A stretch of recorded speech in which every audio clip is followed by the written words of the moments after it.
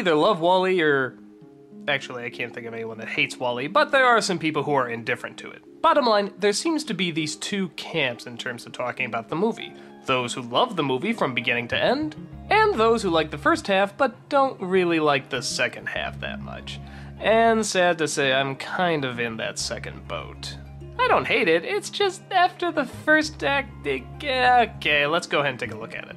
It's the future, and mankind has abandoned Earth. Why? Because we polluted it with so much garbage and everything else that nothing can actually live there. They started building these robots to try and clean up all the garbage, but they all eventually died out. That is except for one. That, of course, is WALL-E. Despite the fact that he's really the only survivor left on Earth, he still continues on with his everyday job. He does have a personality though, including being incredibly lonely, kind of a hopeless romantic, and an absolute fanboy for Hello Dolly. Things start to change though when another robot named Eve approaches the planet. At first, she seems very destructive, but WALL-E manages to find a way into her heart and form a strong friendship.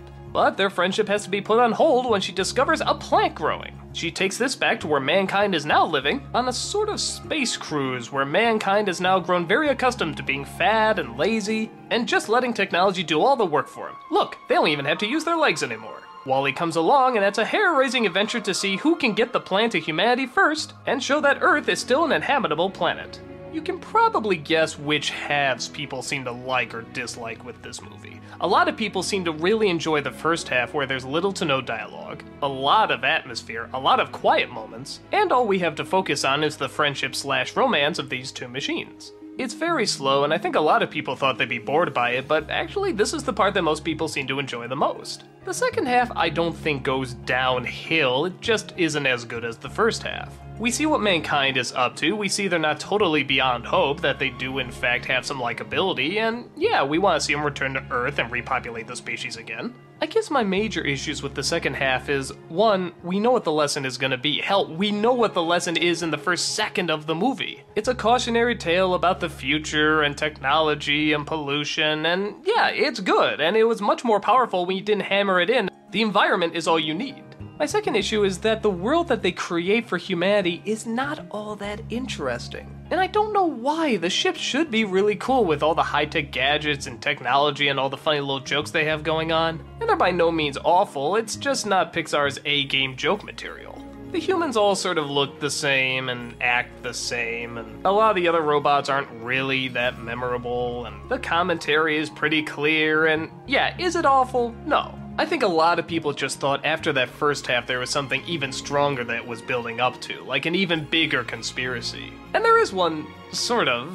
The ship's computer does sort of a HAL 9000 and doesn't want humanity to return, but there's nothing that much to it.